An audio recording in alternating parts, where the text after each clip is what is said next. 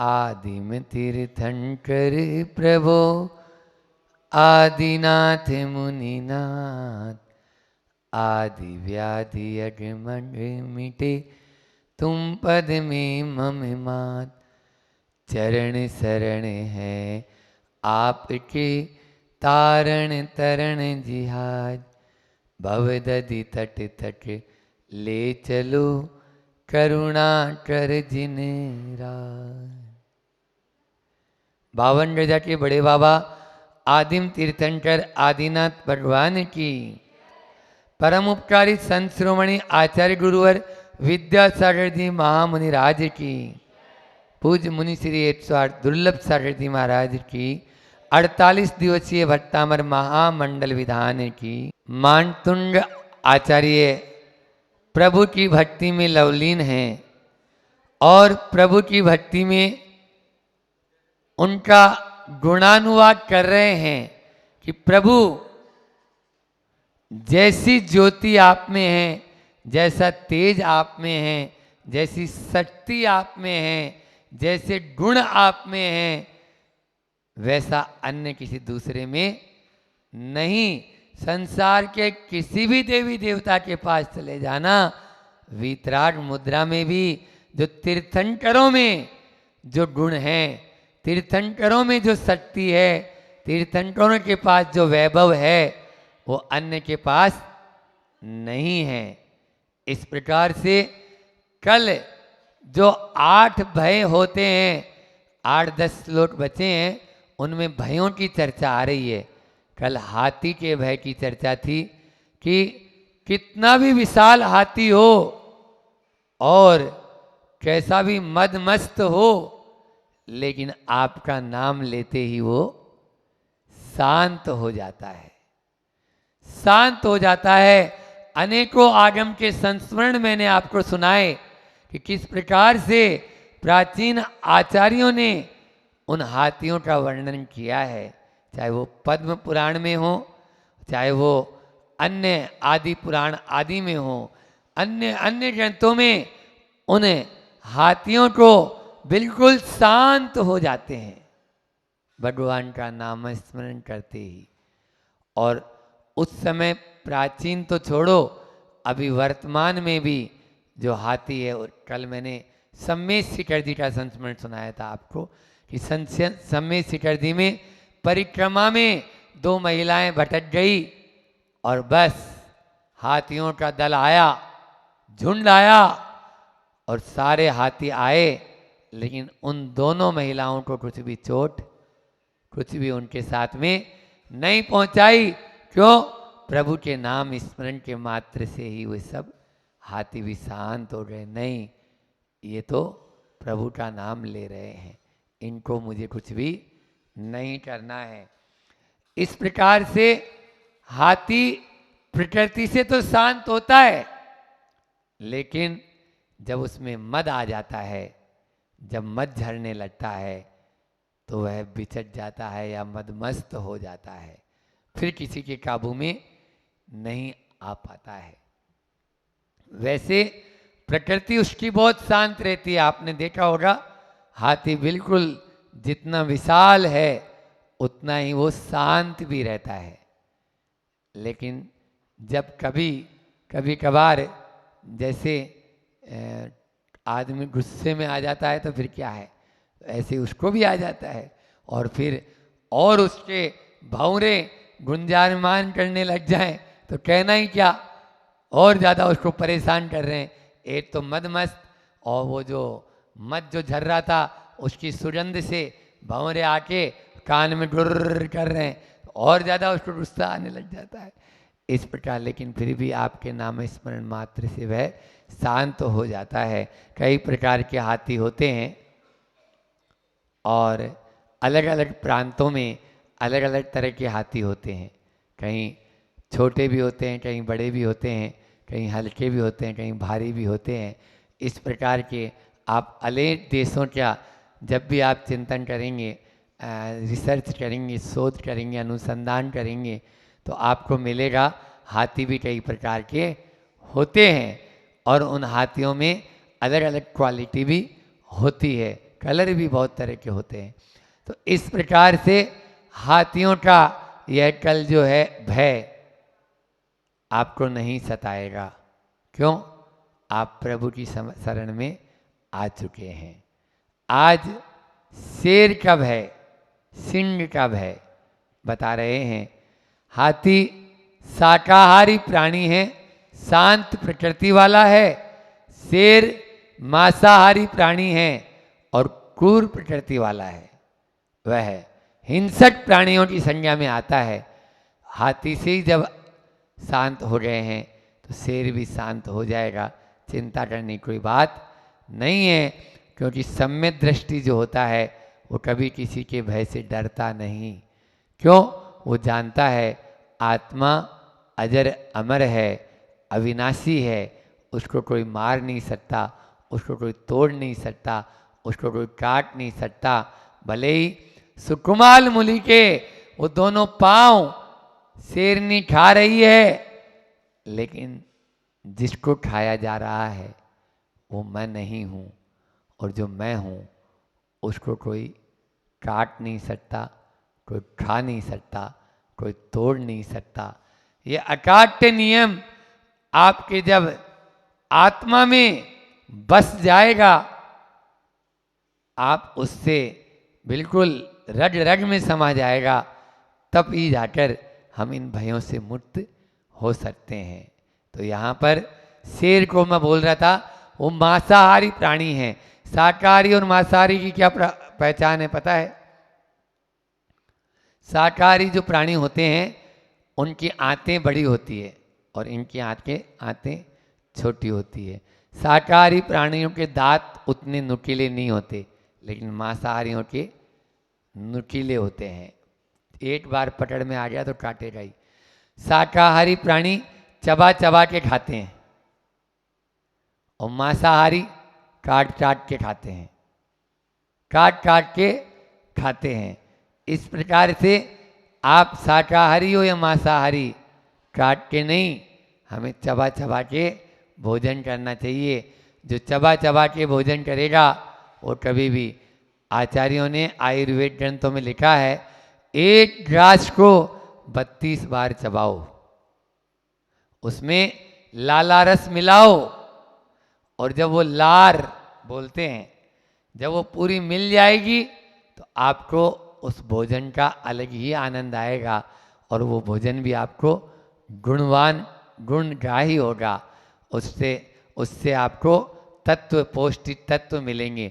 तो मैं बोल रहा था, शेर जो है वो मांसाहारी प्राणी है, ठीक है ना, क्रूर प्राणी है, लेकिन वह शेर के भय से भी आचार्य मानतुंड स्वामी हमें मुक्त होने का मार्ग बता रहे हैं। क्या मार्ग है वो भी अपन देखते हैं।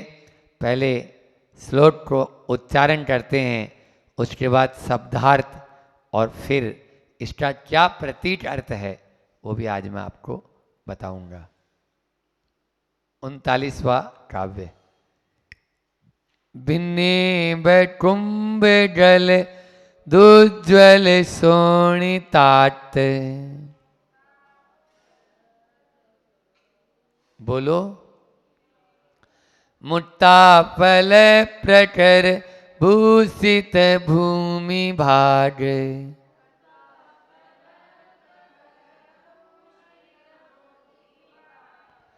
बद्ध क्रम क्रम गतम हरिणादिपोपी।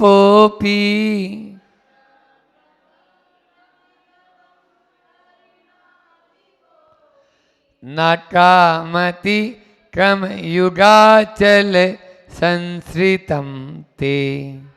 हाँ, भिन्नेब, यहाँ पर भिन्न और इब दो शब्द हैं, संधि विच्छेद कर लेंगे तो इब निकलेगा। इब का मतलब कल बताया था मैंने। कल जो यहाँ पर, अब यहाँ तो सिद्ध क्षेत्र है, रोज नए नए क्लाइंट आते हैं और पुराने वाले चले जाते हैं। पुराने वाले रहते तो हैं, लेकिन वो थोड़े, बताओ पुराने वालों में इब का अर्थ क्या बताया था? हाथी। इब का मतलब हाथी, यानी छिन्न भिन्न कर दिया है हाथी के कुंभ यानी मस्तक, कुंभ को, मस्तक को, गलद, मस्तक से, गलद यानी झरता हुआ, उसके मस्तक से कल शोतन आया था, आज गलद शब्द आया है। उज्ज्वल, उसके जो छिन्न भिन्न कर दिया हाथी के मस्तक को, तो उसके मस्तक से झर रहे हैं क्या? उज्ज्वल सोनित आर्त, सोनित रक्त यानी रक्त से सने हुए श्वेत वर्ण के, उज्ज्वल यानी सफेद, बिल्कुल झकाझक। मुट्टा फल, मुट्टा फल को बोलते हैं मोती, मुट्टा फल यानी मोती। कई प्रकार के मोती होते हैं, गज मोती बताया था मैंने मूठ माटी में, है ना, और नाग मुट्टा भी होता है, गज मुट्टा भी होते हैं, फिर वंश मुट्टा बांस के पेड़ से भी निकलते हैं, और सीप मुट्टा, सीप के मुठ से भी निकलते हैं।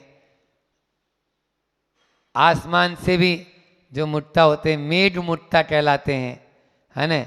सुअर के सिर में से भी निकलते हैं, सूटर मुट्टा, सूटर मुट्टा बोलते हैं उसको। इस प्रकार से कई प्रकार की ये मोती होते हैं, आप लोगों ने नाम ही नहीं सुने होंगे। तो यहाँ पर भी मुट्टा फल, कौन सा मुट्टा? हाथी का जो दंड स्थल होता है ना, ये हिस्सा, ये बहुत कोमल होता है, बहुत कोमल। यहाँ पर वार करते ही अपने आप ही ये बहुत कोमल होता है। आप ऐसे गिरेंगे कभी तो बचने के पूरे चांस है। क्या बोला मैंने? ऐसे सीधे गिरेंगे इधर के बल से, तो ये यहाँ अपना जो है ना, ये अंदर में बहुत हार्ड रहता है, तो अंदर का जो भाग है उसको चोट नहीं पहुँचने देता है। और यदि आप उल्टे गिरे तो गिरते ही तुरंत ही ये जो हिस्सा है डैमेज होगा, और उसको बोलते हैं ब्रेन हेमरेज। क्या बोलते हैं? Brain haemorrhage. ये पूरा ब्रेन है, इस ब्रेन में आगे वाला तो हार्ड है और ये पीछे वाला सॉफ्ट है। जो महावत होते हैं ना, महावत, वो हाथी को यहीं से टेटल करते हैं। ये यहाँ उसके जैसा इशारा करेंगे वो हाथी वैसे ही करने लगता है। सूंड उठाओ, सूंड उठाएगा, बैठ जाओ, बैठ जाएगा, और सलामी दो तो सलामी देगा। इस तरह से वो हाथी झूमेगा तो झूमने लगेगा। मोड़ने के लिए भी इधर ही करते हैं, इधर मोड़ना है तो इस तरफ, उधर मोड़ना है तो इस तरफ। ये पशु पक्षियों की मतलब पालन करने की पद्धति होती है। जैसे ऊंट है वो नकेल के माध्यम से, है ना, हाथी है वो अंकुश के माध्यम से, घोड़ा है वो लगाम के माध्यम से, इनको नियंत्रण में किया जाता है। और मनुष्य है उसको कैसे नियंत्रण में करें? बोलो। अरे घोड़े को लगाम से, हाथी को अंकुश से, ऊंट को नकेल से, घोड़े को कैसे करेंगे? मनुष्य को कैसे करेंगे? मनुष्य को मन से, मनुष्य को मन से, मन रूपी अंकुश, मन रूपी लगाम, मन रूपी जो है आपकी नकेल, आप कस के रखो, वो आपके नियंत्रण में हमेशा आ जाएगा, आपके नियंत्रण में हमेशा रहेगा। और मन रूपी लगाम, अंकुश या नकेल आपने ढीली छोड़ दी, वो 3 काल में आपके नियंत्रण में नहीं आएगा। आपने उस लगाम को छोड़ दी है, छोड़ दी तो वो अब भागेगा, दौड़ेगा इधर उधर। इसलिए यहाँ पर जो ये मैंने बताया, मोती जहाँ पर रहते हैं मुट्टा, वो रक्त से सने हुए श्वेत रंग के मोती, और एक आध मोती नहीं, प्रकर, प्रकर यानी समूह, समूह से भूषित शोभायमान कर दिया है। किसको? भूमि भाग है, भूमि के भाग को। यानी हाथी के गंड स्थल से इतने सारे मोती जो रक्त से सने हुए हैं, लेकिन उज्जवल सफेद सफेद पूरी पृथ्वी पर नजर आ रहे हैं। हर हाथी के मस्तक में मोती नहीं होते, हर हाथी के नहीं होते, कोई कोई दिग्गज होते हैं, उन्हीं हाथियों के गजमुत्ता। जैसे हर सांप के फण में मोती नहीं पाया जाता, लेकिन कोई कोई सांप के फण में मोती पाया जाता है। इसी प्रकार से हर हाथी के सिर में मोती नहीं होते हैं, लेकिन फिर भी जब युद्ध होता है तो उस युद्ध स्थल पर चारों ओर रक्त से सने हुए वो मोती बिखरे हुए पड़े रहते हैं, बिखरे पड़े रहते हैं। तो ऐसे तो क्या अर्थ हुआ, फिर से देखो, छिन्न भिन्न हाथी के जो मस्तक को कर दिया है, उससे झरते हुए श्वेत रंग के वो मोती रक्त से सने हुए पूरी भूमि भाट पर शोभित हो रहे हैं। ऐसे वो रक्त मोतियों का समूह। ऐसा सिंह भी, अब वो ऐसा सिंह भी, शेर भी हरिणाधिप है। हरिणाधिप का मतलब होता है शेर। क्रमगतम, अपने पैरों से में पड़े हुए, ते आपके क्रम युगल, क्रम रूपी चरण युगलों में, जो आपके चरण युगलों को स्वीकार कर लेता है। संस्कृतम बद्ध क्रमे आक्रामति, वह दोनों हाथ, क्रम का मतलब पैर भी होता है और क्रम का मतलब हाथ भी होता है, दोनों हाथों को जोड़कर आपके चरणों में नतमस्तक हो जाता है। आपने वो मुद्रा देखी होगी। तीर्थंकर की बात तो मैं बाद में करूं। दो चारण रिद्धिधारी सामान्य से मुनि महाराज हैं, अमित रति और अमितंजय नाम के वो मुनि महाराज, और भगवान महावीर स्वामी के पूर्व भव का वह चित्रण आपके सामने आता है कि जैसे ही उन मुनि महाराज को देखते हैं और वे कहते हैं, हे वनराज, तुम क्यों हिंसा के आराधक बने हो, तुम्हें तो अहिंसा का प्रवर्तक बनना है, तुम्हें तो अहिंसा का जनक बनना है और तीर्थंकर बनना है, फिर क्यों हिंसा कर रहे हो। बस क्रमगतः दोनों हाथ जुड़ जाते हैं और दोनों पीछे वाले पंजों पे बैठ जाता है, उन दोनों मुनिराज को प्रणाम करता है, और जिन नेत्रों से अंगारे बरस रहे थे उन्हीं से अश्रु की धारा बहने लगती है। ये है परिवर्तन। तो तीर्थंकर के पाद मूल में आने के बाद कितना भी क्रूर से क्रूर प्राणी भी क्यों न हो, वह भी नतमस्तक हो जाता है और उनके चरणों में हाथ जोड़कर बैठ जाता है। किसी का भी वह अहित नहीं करता। कोई भी शेर आ जाए या कुछ भी आए, आप लोगों को वह कहानी तो याद होगी, जयपुर की सत्य घटना है। जयपुर में दीवान अमरचंद जी थे, वहाँ के दीवान अमरचंद जी थे। राजा बहकावे में आ गया और किसी ने कहा, ये बहुत ज़्यादा अहिंसा अहिंसा के गुण गाते रहते हैं, इनकी अहिंसा कुछ नहीं है, हिंसक प्राणी के सामने ये उसको अहिंसक बना के बताएं, यदि इनमें इतनी हिम्मत है तो। और 3 दिन का वह भूखा शेर पिंजरे में बंद है। अमरचंद जी को कहा, यदि आप सच में अहिंसा में यदि ताकत है तो आप इस शेर को अहिंसक बना के बताओ। वो बोलते हम बना के बता देंगे आपको। और अच्छी मीठी मीठी जलेबी बनाई और बड़े बड़े थाल। अब आपकी तरह थोड़ी है 2-4 जलेबी में संतुष्ट हो जाएगा, इतने बड़े थाल पिंजरे में लेके पहुंचे। शेर चिल्लाता है, शेर की दहाड़ होती है ना, केसरी सिंह बोलते हैं उसको। क्या बोलते हैं? 5 तरह के शेर होते हैं। कितने तरह की? 5 तरह के शेर होते हैं। एक केसरी सिंह होता है जिसकी दहाड़ सुनकर जमीन भी थर थराती है। एक शार्दुल शेर होता है, उसका मुख जो है अलग टाइप का होता है, बड़ा, बहुत बड़ा मुंह होता है।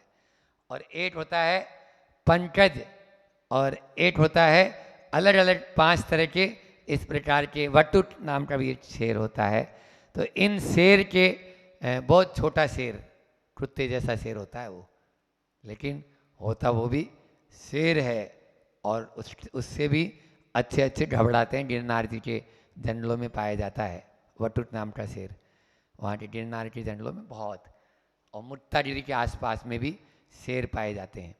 तो इस प्रकार से भारत में भी 5 ही प्रजाति बची है और अन्य प्रजातियां लुप्त हो गई। तो मैं कह रहा था कि वह शेर दहाड़ता है, लेकिन ये बिना भय के, बिना डरे उसके पिंजरे में जाते हैं और कहते हैं, हे मृगराज, हे वनराज, आपके सामने 2 विकल्प हैं।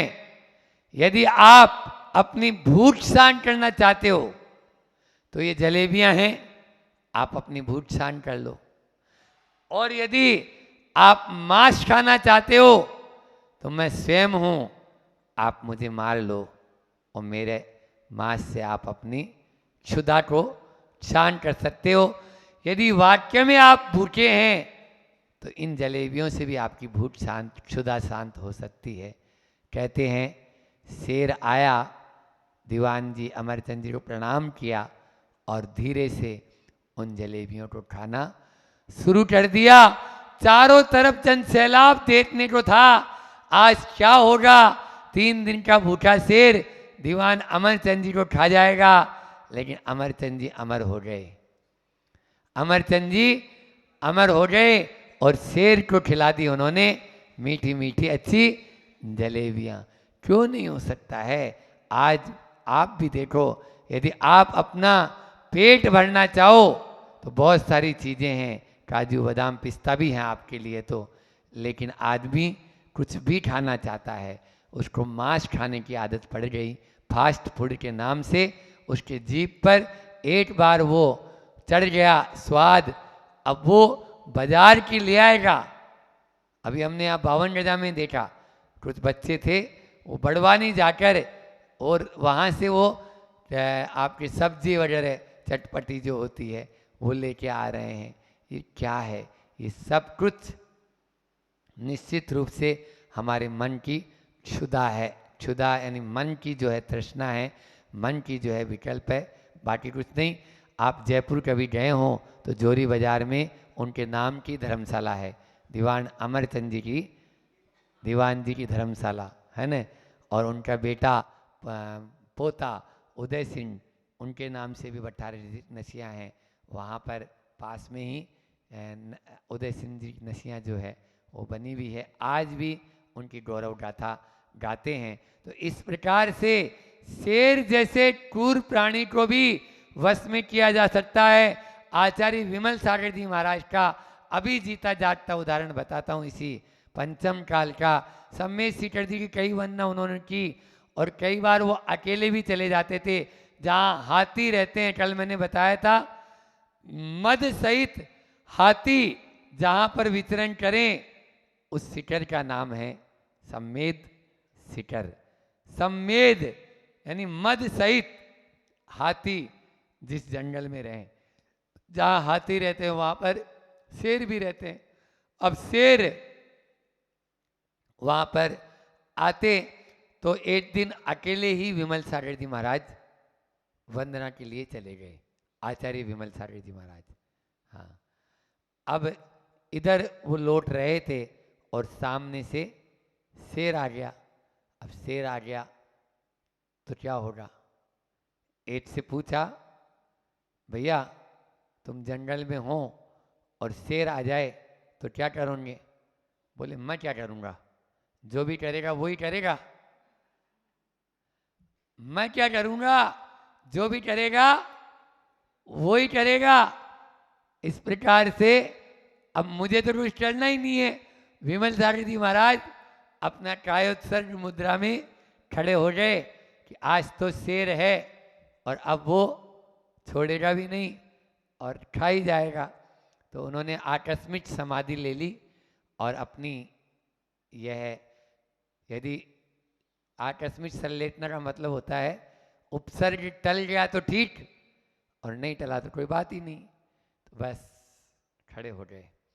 जैसे ही खड़े हुए, शेर आया और जिस प्रकार से कुत्ता होता है ना, कुत्ता, वो आप एक रोटी का टुकड़ा डाल दो तो दुम हिलाने लगता है, ऐसे ही शेर भी अपनी पूंछ हिलाने लगा और अपने सिर को इस तरह से, गर्दन को हिला हिलाकर और उनके चरणों को चूमा, प्रणाम किया और 3 प्रदक्षिणा देकर जहां से आया था उसी ओर वापस चला गया। ये है शेर। कई बार आप लोग अक्षरधाम के भी गए हो, दिल्ली के या अहमदाबाद के, दोनों अक्षरधाम देखना, हम दोनों देखे हैं। वहाँ पर एक मूवी दिखाई जाती है जो उनके जो भगवान जो मानते हैं, स्वामी नारायण, स्वामी नारायण, तो वो स्वामी नारायण का मंदिर रहता है अंदर में। वो स्वामी नारायण जो जैसे अपने आचार्य श्री जी विद्याधर के रूप में पहले थे, विद्यासागर बन गए तो विद्याधर से वो मूवी शुरू होती है। ऐसे ही अभी जो आया ना आपके, कौन सी मूवी, अंतरयात्री, हाँ, तो अंतरयात्री आचार्य श्री जी के ऐसे ही जीवंत पात्र हैं, ऐसे ही स्वामी नारायण के जीवंत पात्र हैं।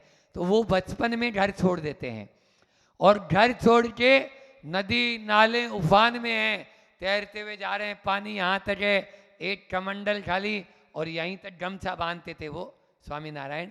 तो वो उनके एक गांव में खुंखार शेर आता था। एक दिन वो रात्रि विश्राम किए, अब वो बाहर एक पेड़ के नीचे बैठे हुए थे और वो शेर आया, सब चिल्ला रहे हैं, शेर आ गया, शेर आ गया, भाग जाओ, शेर आ गया। सब ने अपने दरवाजे बंद कर लिए, लेकिन स्वामी नारायण जो बचपन में थे वो नहीं उठे, वो नहीं उठे, अपने ध्यान में लीन। शेर आया, सूंघा, 3 प्रदक्षिणा करके चला गया। ये भी वहां पर बताया जाता है। ये प्रभु के पास जो रहेगा, बाल भी बांका उसका कभी नहीं हो सकता है। लिख लो, बाल भी बांका नहीं हो सकता है। एक बार ऐसा हुआ, समय तो हो रहा है, एक बार ऐसा हुआ कि गुरु और शिष्य चले जा रहे थे, संध्या वंदन का समय हुआ और संध्या वंदन के समय दोनों बैठ गए, गुरुजी और शिष्य चेला। अब वो शाम की जो वंदन प्रार्थना होती है वो करने लगे। अब इधर गुरुजी तो प्रार्थना में लीन, शेर का इसका शिष्य का मन नहीं लग रहा था। इतने में शेर आया। अब शेर आया तो शिष्य ने गुरुजी को बोला, गुरुजी शेर आ गया। गुरुजी ने सुना ही नहीं, क्योंकि वो प्रार्थना में लीन थे। उनको क्या मालूम कौन शेर आ रहा है और क्या आ रहा है। भगवान के नाम स्मरण में लीन, यही काव्य में लीन। और इधर गुरुजी को बोलता है, शेर आ गया, बिल्कुल पास में आ रहा है, कोई खबर नहीं, आपकी आप जानो, मैं तो जा रहा हूं। और वो तुरंत पेड़ के ऊपर चढ़ गया। वहां बाजू में एक बहुत बड़ा पेड़ था, उस पेड़ पर चढ़कर देखता है, श्वास रोक के, और बिल्कुल अंदर से, अब आप ही जानते हो क्या हो सकता है ऐसी हालत, गुरुजी को खाएगा। अब तो गुरुजी के पास शेर आया और शेर ने 3 परिक्रमा दी, गुरुजी को सूंघा और वापस जिधर से आया था उधर ही चला गया। ये श्वास रोक के नीचे उतरा और इतने में गुरुजी, अपनी पूरी प्रार्थना का समय हो गया, उठे और चलते बने, चलते बने। अब ये अपनी स्टोरी सुना रहा है उनको, गुरुजी गुरुजी मैंने आपको, शेर आया था, अभी आया होगा, मैंने आपको बोला था, बोला होगा, आप सुने नहीं थे, नहीं सुना होगा, मैं भग गया और पेड़ पर चढ़ गया होगा और शेर ने आपकी 3 प्रदक्षिणा दी, आपको सूंघा होगा, प्रदक्षिणा दी होगी। इतने में गुरुजी के बाह पर, यहाँ पर एक मच्छर आके बैठा, और मच्छर आके बैठा तो गुरुजी ने अपने हाथ से धीरे से उसको कोमलता से अलग कर दिया। वो बोलता है, हद हो गई गुरुजी, शेर आया और आपको मालूम नहीं चला, और इतना छोटा सा मच्छर आया और आपको उसको हाथ से हटा रहे हो। बोले यही तो बात है मेरे बेटे, उस समय मैं भगवान के साथ था, अब तेरे साथ। उस समय मैं भगवान के साथ था, अब तेरे साथ। अगर दूसरे पर में ध्यान देंगे तो मच्छर भी आपको ध्यान याद दिला देगा, और यदि भगवान के साथ रहेंगे तो शेर भी आपका बाल भी बांका नहीं कर पाएगा। यहाँ पर आचार्य भगवान यही कह रहे हैं, शेर जो है वो काल का प्रतीक है। काल सिंह ने मृग चेतन को घेरा भवन में, और नहीं बचावन हारा कोई, यूं समझो मन में। इसलिए मैं बोल रहा था ना, प्रतीक अर्थ क्या है? प्रतीक अर्थ यही है कि काल रूपी शेर आप जैसे हम जैसे हिरण को दबोच रहा है, और दबोच रहा है तो अब कोई बचावन वाला नहीं है, केवल मात्र प्रभु का नाम लेना ही हमारे लिए प्रभु ही शरण है। अन्यथा शरणम नास्ति त्वमेव स्वर्णम मम। बस वह यदि जो प्रभु की शरण में आ जाएंगे तो वह क्रूर सिंह भी सौम्य प्रकृति का होकर आपकी सेवा में तत्पर हो जाएगा। इसका पद्यानुवाद देखते हैं। छतवित छत कर दिए गजों के, जिसने उन्नत गंड स्थल, कांतिमान गज मुट्टाओं से पाट दिया हो अवनी तल। जिन भट्टों को तेरे चरणों के गिर की हो उन्नत ओट, ऐसा सिंह छलांगे भरकर उस पर कर सकता चोट। यदि वो छलांग भरकर उछलना भी चाहे तो उसके दोनों पंजे आपको विदारित नहीं करेंगे, दोनों पंजे जुड़ जाएंगे। क्रम गतम, दोनों क्रम गतम यानी दोनों पंजे, और क्रम युगाचल आपके चरण कमल रूपी जो पर्वत की ओट ले लेता है, उस पर्वत अचल यानी पर्वत, उस पर्वत की ओट में आने के बाद कोई भी आपका कुछ भी नहीं कर सकता है। किसी दीवार के किनारे कोई जीव जंतु आ जाता है तो उसका कुछ बिगाड़ होता है? कुछ भी बिगाड़ नहीं हो सकता है। बस भगवान रूपी दीवार के पास में आके अपन दुबक के खड़े हो जाएं तो फिर अपना कोई भी शेर, काल रूपी शेर भी अपन को कुछ नहीं बिगाड़ेगा। हम मृत्यु को भी जीत लेंगे, मृत्युंजयी बन जाएंगे। हम सब मृत्युंजयी बने। इन्हीं भावों के साथ में अपनी वाणी को विराम देता हूँ। बोले अहिंसा परमो धर्म की। धन देने में क्लेश ही नरक के संक्लेश का कारण है। धन देने में क्लेश ही नरक के संक्लेश का कारण है। एक प्रवचन श्रृंखला चल रही है जहाँ हम जाते हैं उस गांव के नाम की व्याख्या करते हैं। तो धर्मपुरी वालों, आपके गांव की व्याख्या मैं कर रहा हूँ। ये कह रहा है कि धन देने में, अगर आपको दान देने में अगर क्लेश हो रहा है तो नरक के संक्लेश का वो कारण बनेगा। आपका बता रहा है। क्या कह रहा है? रजामंदी पाप के कार्यों में मत करो। रजामंदी पाप के कार्यों में मत करो। क्या कह रहा है? मन के लिए जीना पाप का समर्थन करने वाला होगा, समर्थन कराने वाला होगा, और आत्मा के लिए जीना आत्म कल्याण का संवर्धन कराने वाला होगा। पू क्या कह रहा है? पूरी है ना, तो पू बोल रहा है पूर्व में किए पापों की निंदा ही अपूर्व पापों को धोने वाली होगी। पूर्व में किए पापों की निंदा ही, गराहा ही, आलोचना ही अपूर्व पापों को धोने वाली होगी। और कह रहा है रियल जीवन ही आपको सुपीरियर बनाने में कारण होगा।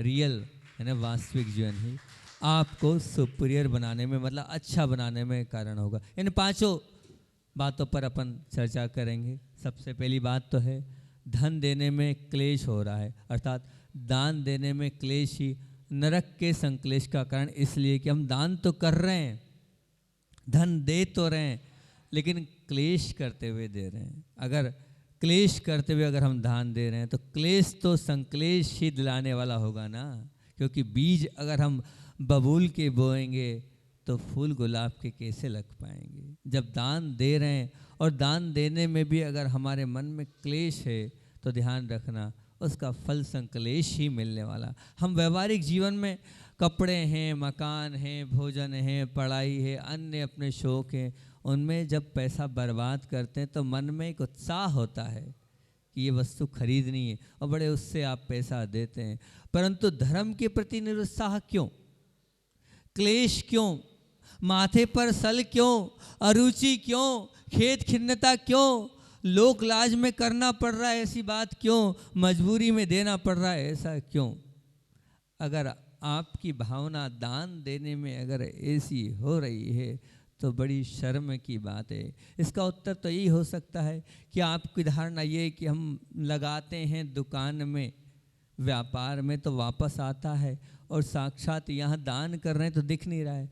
अगर आपको ऐसा लगता है कि हम यहाँ रिटर्न नहीं हैं तो एक बात ध्यान रखना, आपका भी श्रद्धान ही कमज़ोर है धर्म के ऊपर। आप धर्मपुरी वाले जरूर हो लेकिन आप धर्म को मानने वाले नहीं हो। सच्चे धर्म को मानने वाले की मानसिकता ये नहीं होती है, क्योंकि आपने जो दिया है वो आपको अनंत गुना प्राप्त होगा। ध्यान रखना, अनंत गुना प्राप्त होगा।